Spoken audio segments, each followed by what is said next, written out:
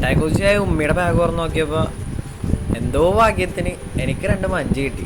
പിന്നെ ഒന്നും നോക്കിയില്ല, ഷെയ്ക്ക് ഉണ്ടാക്കിയാലോ എന്ന് ആലോചിച്ച് നേരെ തപ്പിപ്പോയി ഫ്രിഡ്ജ് തുറന്നപ്പോൾ എന്താ അവിടെ നിന്ന് നമുക്ക് കട്ടിപ്പാലും കിട്ടി. പിന്നെന്താ, നമ്മ റെഡി. ഇനി ആ പാലൊന്നും ഇടിച്ച് പരിവാക്കണ്ടേ, അതിന് നേരെ ഓടി അടുക്കളയിൽ പോയി നോക്കിയപ്പോൾ നമുക്ക് ആയുധം കിട്ടി. ഇനി നമുക്ക് പരിപാടി തുടങ്ങാം. അങ്ങനെ പാല് തട്ടി കഷ്ണങ്ങളാക്കി മിക്സി നിറച്ച്. ഇനിയാണ് നമ്മുടെ മെയിൻ ഐറ്റത്തിൻ്റെ എൻട്രി. അതും പൊടിച്ച് കഷ്ണങ്ങളാക്കി മിക്സിയിലേക്ക് നിറച്ച് ഒട്ടും വൈകിക്കാതെ കഷ്ണങ്ങളാക്കിയ മഞ്ചെടുത്ത് പാലിലേക്ക് ഇട്ട്.